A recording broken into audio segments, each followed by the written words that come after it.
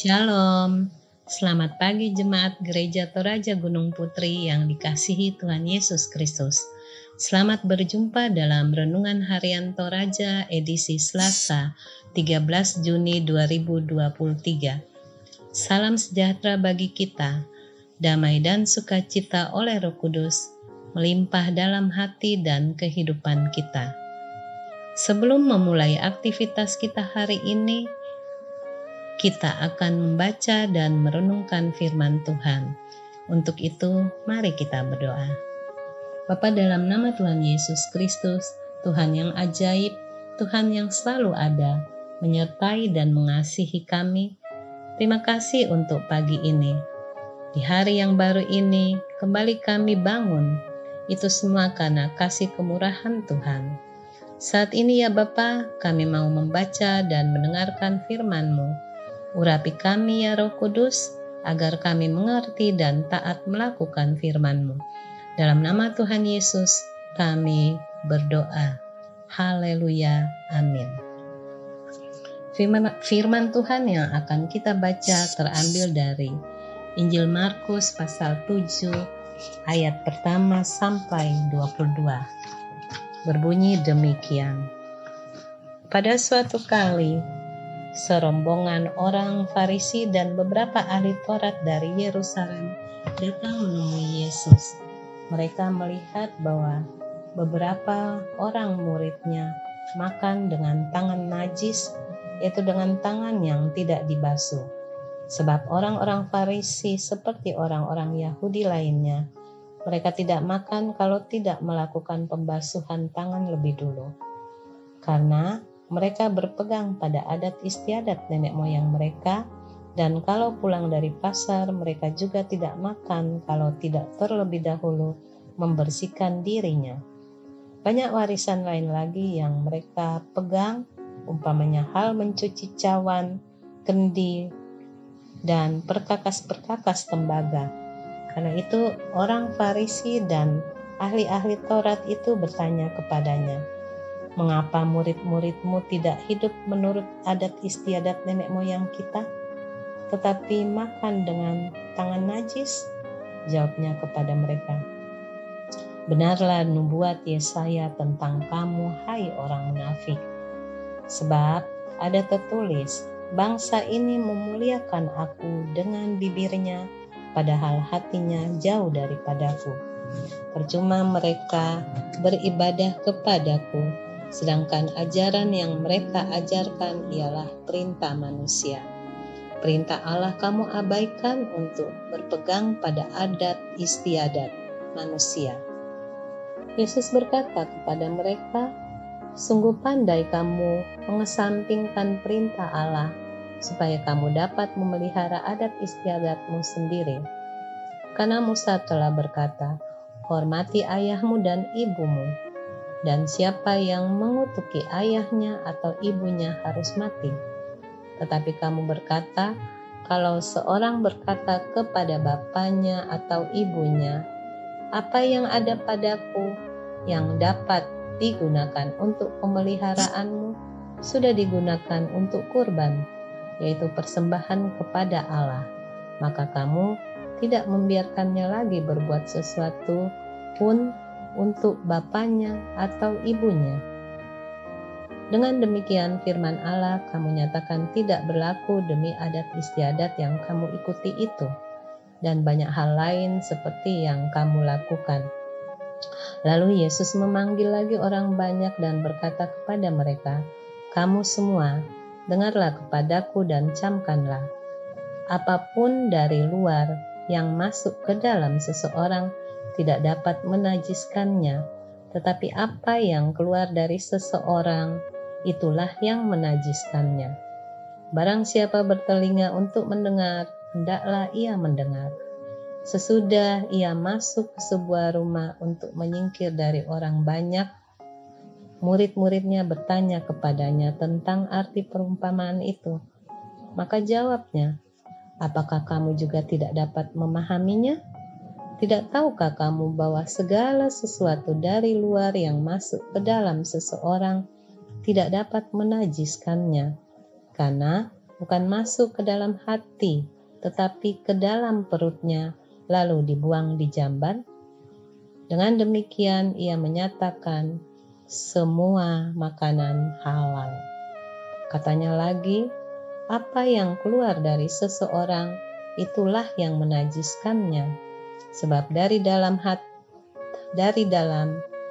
dari hati orang timbul segala pikiran jahat, percabulan, pencurian, pembunuhan, perzinahan, keserakahan, kejahatan, kelicikan, hawa nafsu, iri hati, hujat, kesombongan, kebebalan.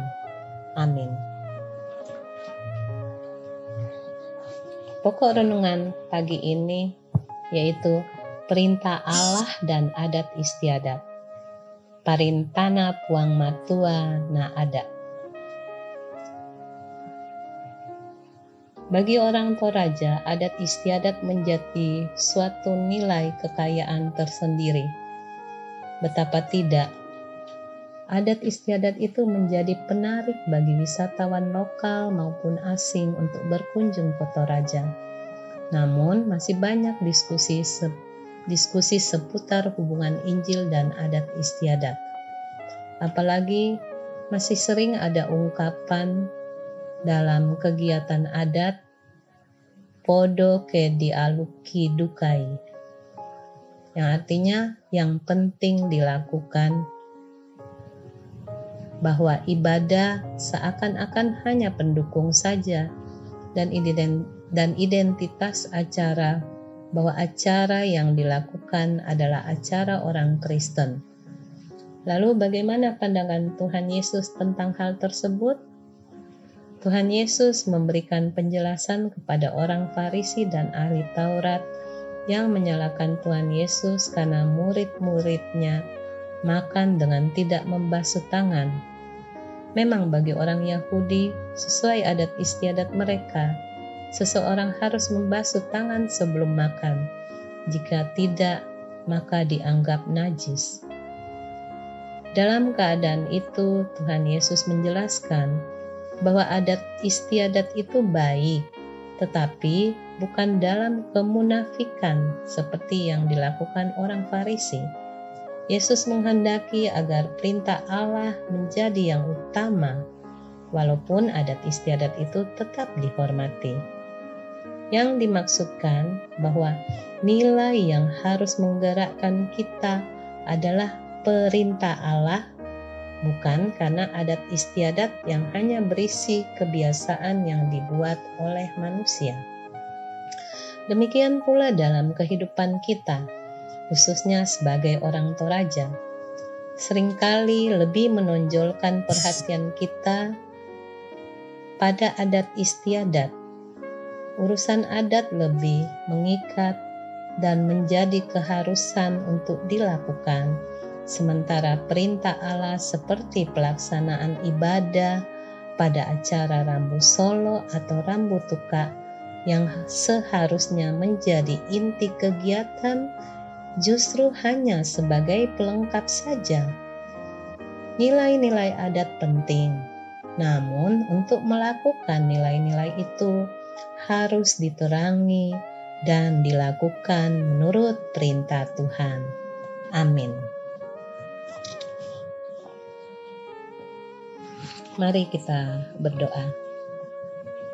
Bapa kami yang di surga, Bapa dalam nama Tuhan Yesus, terpujilah namamu karena kasih setiamu senantiasa menyertai kami. Kembali kami datang bersyukur, berterima kasih atas firman Tuhan yang sudah mengingatkan bahwa perintah Allah lah yang utama dalam kami melakukan acara-acara adat. Dalam kehidupan kami sebagai orang Toraja, seringkali kami lebih menonjolkan perhatian pada adat istiadat, sementara perintah Allah seperti pelaksanaan ibadah, seperti pada acara rambu solo atau rambu tuka, hanyalah sebagai pelengkap. Karena itu, ampunilah kami ya Tuhan. Bapa, saat ini kami datang berdoa untuk program di jemaat kami. Kiranya Tuhan memberkati setiap program, baik program jemaat, program OIG, panitia pembangunan, dan panitia HRG, agar setiap program boleh terlaksana untuk kemuliaan nama-Mu. Kami berdoa untuk jemaat Gunung Putri dalam menjalani kehidupan dan pelayanan kami. Ada sukacita pun duka, ada sakit, ada sehat yang kami alami.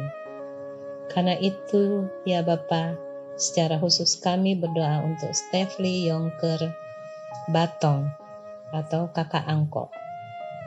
Kami mengucap syukur atas pertambahan umur yang Tuhan anugerahkan. Biarlah anak-Mu ini Engkau berkati masa mudanya, agar senantiasa menjadi berkat bagi orang di sekitarnya, dan apa yang dicita-citakan Tuhan buat berhasil.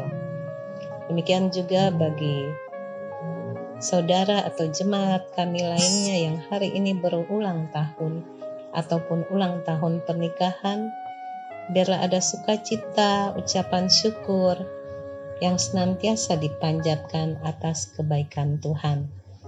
Kami bersyukur bersama anak-anak kami yang sudah lulus dan akan melanjutkan pendidikannya ke jenjang pendidikan yang lebih tinggi, bila Tuhan tetap menyertai langkah-langkah mereka selanjutnya. Juga kami bersyukur untuk jawaban doa bagi anak-anak kami atau saudara kami yang sudah mendapatkan lapangan kerja. Bapa, kami bawa jemaat kami yang dalam pergumulan, yang sakit, yang dapat kami sebut namanya Kak Hesti, Kak Ida, Bapak Erin, ataupun jemaat lain, baik yang berobat jalan, dirawat, dan juga yang sedang dalam masa pemulihan. Ya Bapa, mohon belas kasih-Mu, kiranya Tuhan menjamah dan menyembuhkan mereka. Kami berdoa bagi yang berbeban berat, mari Tuhan Engkau angkat beban mereka dan gantikan dengan sukacita. Yang berduka Engkau hiburkan, dan yang sedang bergumul dalam masalah kehidupan, Tuhan buka jalan. Tak lupa kami berdoa bagi pendeta, bagi ibu pendeta, diaken, penatua, pengurus OIG, koster, dan admin, bersama keluarga mereka masing-masing. Ya Bapa, sertai mereka dalam apapun yang mereka kerjakan, agar senantiasa Tuhan berkati dan Tuhan buat berhasil untuk kemuliaan nama-Mu. Kami akan memulai aktivitas kami hari ini Bapa. Biarlah Tuhan berjalan di depan kami, agar apapun yang akan kami kerjakan hari ini jadi seturut kehendak-Mu, dan di dalamnya nama Tuhan saja dimuliakan. Inilah doa kami Bapa, ampuni kami. Terpujilah nama-Mu kekal selama-lamanya. Dalam nama Tuhan Yesus, kami sudah berdoa dan mengucap syukur. Haleluya, amin. Demikian renungan dan doa pagi hari ini. Selamat beraktivitas. Tuhan Yesus memberkati. Shalom.